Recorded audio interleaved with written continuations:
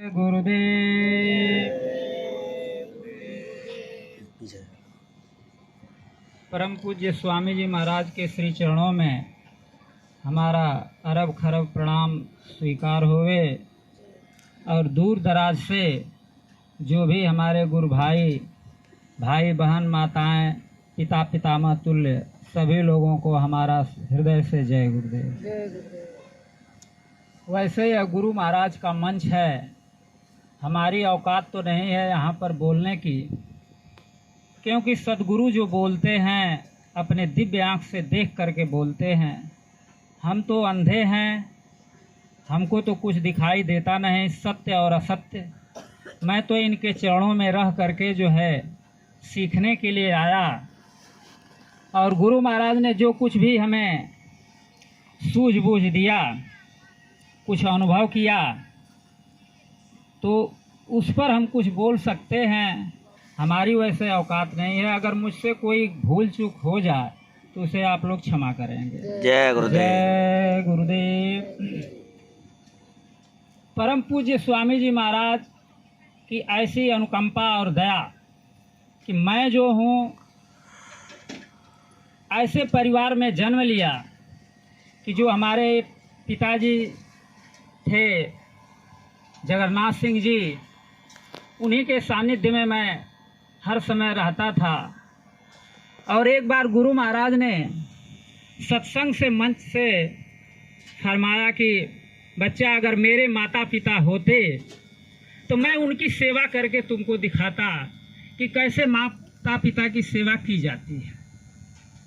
इस बात की चोट मेरे दिल में ऐसी लगी कि गुरु महाराज का कहने का आशय क्या है कि मालिक कह रहे हैं कि मेरे माता पिता होते तो मैं उनको करके दिखाता कि कैसे माता पिता की सेवा की जाती है। तो हमने उस दिन मन में संकल्प लिया कि पिताजी तो हमारे साथ में ही रहते हैं, तो क्यों ना हम इनकी सेवा करें। और पिताजी की सेवा हम जब करते थे, चाहे उनको तेल मालिश करना हो या भोजन ले आना हो, चाहे थाली धो देना हो, खा करके छोड़ दिए। कभी कभी पिताजी मुझे डांटते भी थे, मुझे मन में थोड़ा थोड़ा कभी कभी कष्ट भी होता था कि मुझे ऐसे डांट देते हैं, लेकिन पिता जो है कभी भी डांट भी लगाते हैं तो उसमें उनका प्यार छुपा होता है। और एक बार क्या हुआ कि मैं पिताजी की सेवा कर रहा था, उनको तेल मालिश कर रहे थे, तो उसमें हमने क्या देखा कि गुरु आदेश मान करके जब हमने किया तो लगा कि पिताजी हमारे उनकी बॉडी हट करके गुरु महाराज लेटे हुए हैं, मैं गुरु महाराज को तेल मालिश कर रहा हूं। जब ये मैं दृश्य देखा इन चरम आँखों से और अंतर में भी मालिक ने अनुभव कराया, तो हमारा हृदय जो है एकदम द्रवित हो गया कि गुरु महाराज आपने क्या दे दिया। मैं तो ऐसे समझने वाला नहीं था, बिल्कुल नालायक। हमारे अंदर काम क्रोध लोभ मोह अहंकार सब भरा पड़ा, लेकिन गुरु महाराज ने एक आदेश का पालन करने में मुझे ये अनुभव करा दिए कि गुरु आदेश में अगर एक छोटी सी भी आदेश का पालन कर दिया जाए तो उसमें गुरु भक्ति क्या मिल सकती है, क्या नज़ारा हो सकता है, ये अनुभव का विषय है, यह कहने का विषय नहीं है। और उस दिन से जो है पिताजी डांटते भी थे तो मैं यही सोचता था कि इसमें भी कुछ दया ही है। और कितने लोगों ने, संगत के लोगों ने कह भी दिया कि बाबू साहब आप जो है आपका भतीजा इतना सेवा करता है, कभी आप इसको आशीर्वाद नहीं देते हैं। और हमारे अंदर भी कभी भी लालच नहीं रहता था कि हम आशीर्वाद पिताजी से क्या लें। जब हमको समर्थ गुरु देने वाला तैयार है तो हम दूसरे से लेने की क्या, अब हम तो आदेश का पालन करेंगे, अब मालिक चाहे जो दे दे। एक बार आश्रम पर ही जो है सेवा चल रही थी, गुरु महाराज भी मौजूद थे, और तब तक जो है भंडारे से रोटी लेकर के आए कि नाश्ता सब लोग कर लें। गुरु महाराज वहाँ से थोड़ा किनारे हट गए, सब लोगों को रोटियाँ मिली। हमने कहा कि हमें भूख नहीं है, बाद में भूख लगेगी तो कर लेंगे, तो हम नाश्ता नहीं किए। सब लोग रोटियाँ खा लिए, तो हैंडपम्प था, हम ऐसे हैंडपम्प चलाने लगे कि प्रेमी पानी पी लें। कुछ माताओं की इच्छा हुई कि ये तो कुछ नाश्ता भी नहीं किया, सेवा भी किया, चुपचाप है, तो हमसे कहे कि नहीं आप भी पानी पी लो, हम आपको पानी पिला दें। हमने कहा कि हमें प्यास ही नहीं है। कह रहे नहीं, आपने चलाया, हम भी आपकी सेवा कर लें। हमने कहा कि ऐसा है कि मैं आपको सेवा करके आपसे लेने की इच्छा जो है हमें नहीं है, हमको तो देने वाला दाता है। तो जब दाता से हमें सब कुछ मिल सकता है तो फिर भिखारी से हम लेने की इच्छा क्या करें। कहा गया है कि दाता एक राम, भिखारी सारी दुनिया। तो जब सारी दुनिया भिखारी है, दाता एक ही है, तो हम तो दाता से ही पाने के लिए इच्छा है। बस मैं आदेश का पालन कर दिया कि गुरु का आदेश है कि संगत की सेवा गुरु की सेवा है, सब में वो मालिक बसा हुआ है।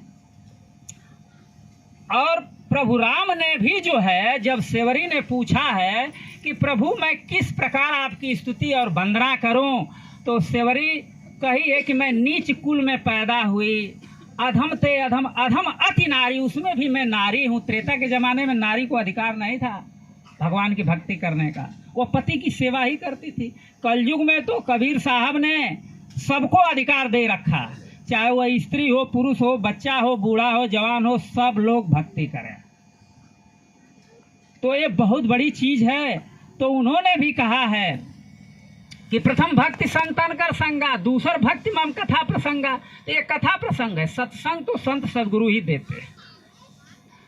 तो उसमें उन्होंने कहा है कि एक प्रकार की ये भी भक्ति है कि सारे जीवों में हम ही को देखे। तो जब अगर ऐसी भावना, ऐसी दृष्टि हो जाए कि सब में हम अगर अपने मालिक को देखेंगे तो हम किसी को कष्ट कैसे दे सकते हैं। कितनी ऊंची भावना है। और गुरु महाराज ने हमें तो संदेश जो है ऐसे दिया कि देखो बच्चा, पहले तो सत्संग सुनो। सत्संग सुनते सुनते ये संशय जो है, इतना बड़ा मन के अंदर संशय भरा हुआ है कि यह संशय जल्दी निकलता नहीं है संसार का। क्योंकि जब से हमारी जीवात्मा सतलोक से यहाँ आई, काल प्रभु के देश में यहाँ कैद कर दी गई, और हर समय जो है हम बार बार गलतियों पर गलतियां करते गए, और कर्मों के अनुसार जहाँ आशा तहाँ बासा।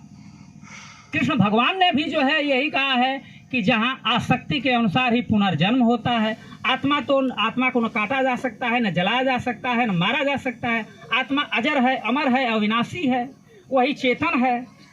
तो चेतन से ही चेतन की आराधना की जाती है। तो संत सदगुरु जो है वो जीवात्मा से यहाँ से कहते हैं कि यहाँ से चेतन से, और उस चेतन को ख्याल करो। अब हम जो हैं, हमारा मन जो है इंद्रियों के घाट पर उतर रहा है, और इधर से गुरु महाराज ने कहा कि मन को समेट करके ऊपर की तरफ जो है सामने दृष्टि को एकाग्र करके, और जब मन चित्त बुद्धि को शांत करके जो है गुरु से दया ले करके जब हम बैठेंगे तो यह मन बुद्धि थोड़ा शांत होंगे, और गुरु पर जब समर्पित हो जाएंगे तभी गुरु की दया होती है। जब हम ये सोचेंगे कि मैं ही कर लूँगा, तो कभी संभव नहीं है कि हम ध्यान भजन सुमिरन कर सकते हैं। और ये चाहें कि हमको कुछ न करना पड़े, सब गुरु महाराज ही कर दें, तो गुरु महाराज भी नहीं कर सकते हैं। गुरु महाराज ने साफ कहा कि बच्चा, आदेश का पालन तो करना होगा, निमित्त मात्र तो हमें खड़ा होना होगा। तो मालिक के आदेश में जब हम खड़े हो जाएंगे तो गुरु महाराज की बहुत बड़ी दया मिलेगी। आप लोगों, अब मैं ज़्यादा समय नहीं लूँगा क्योंकि हमारे भाई साहब ने कहा कि भाई ज़्यादा समय नहीं है। एक छोटी सी दृष्टांत हम आप लोगों के समक्ष रखेंगे। एक बार का समय है कि गुरु गोविंद सिंह के समय की बात है कि उनका एक जो है, उस समय मुगलों का आक्रमण होता था, तो उनके यहाँ जो है देहात का एकदम सीधा साधा एक आदमी जो है उनके पास गया और कहा, गुरुजी हमको तो भाव भक्ति और घोड़ा चलाना कुछ भी नहीं आता है, तब तुम क्या करोगे? का हम भी जो है सोचते हैं कि आपके यहाँ कुछ सेवा करता है, क्या करोगे? का हम घोड़सार में जो है घोड़ों की सेवा करेंगे। कहा कि ठीक है तुम करो। वो बेचारा सेवा तन मन से खूब करने लगा। तो एक दिन क्या हुआ कि मुगलों का आक्रमण हुआ, गुरुजी घोड़े पर बैठे और जाने लगे। उसने कहा कि गुरुजी हमको जो है, मतलब हिंदी में जो है उसका भाव था कहने का कि हमें गुरु मंत्र दे दीजिए कि हम कैसे प्रभु को पाएं, नाम की बख्शिश हमें दे दीजिए। तो गुरुजी ने कहा कि बाहरे बेला ना देखा जून ना बेला, बाहरे अलबेला। ऐसे कह करके गुरुजी घोड़े पर बैठे और लगाम किए और चले गए युद्ध स्थल में। अब वो समझा जो है, इतना सज्जन सीधा साधा था, निर्मल भाव से, वो सोचा कि गुरुजी ने हमें यही नाम की बख्शिश ही दिया है। अब वो जो है बेचारा रात दिन वही सुमिरन करने लगा कि बारे बेला ना देखा जून ना बेला बाहरे अलबेला। अब यही जाप उसने करने लगा और वह घोड़ों की सेवा में लगा था कि गुरुजी का आदेश है, आदेश का पालन वो करने लगा बिल्कुल निर्मल भाव से। जब गुरुजी उधर से आए तो सारे आश्रम वासी कहे कि गुरुजी आपने इस जो है अलबेले को कुछ कह गए थे क्या? तो कहा कि हमने तो नहीं कुछ कहा। कहा गुरुजी ये तो ऐसे ही कह रहा है कि बारे बेला ना देखा जून ना बेला, यही ये जाप कर रहा है। गुरुजी ध्यान से देखे, कहा कि ओहो ये कितना निर्छल भाव से है। ये समझा कि यही है और गुरु की ऐसी कृपा हुई कि उसकी दिव्य आंख खुल गई, ऐसी दया कर दी। तो जितने आश्रम के थे लोग वो सभी लोगों ने चकाचौंध हो गए। जितने वहाँ पर जो है गुरु ग्रंथ साहब का पाठ करने वाले थे, बड़े बड़े जो है शिष्य, उन्होंने कहा गुरुजी आपके दरबार में तो ये बहुत बड़ा अन्याय हो रहा है कि ये 2 दिन का आया हुआ छोकरा, इसको जो है आपने उसकी आत्मा को जगा दिया। हम लोग यहाँ 10 साल 20 साल 40 साल पड़े हैं और हम लोगों को आपने कुछ नहीं दिया। गुरुजी एकदम बिल्कुल चुप हो गए, गुरु गोविंद से कुछ बोले नहीं। कहा ठीक है।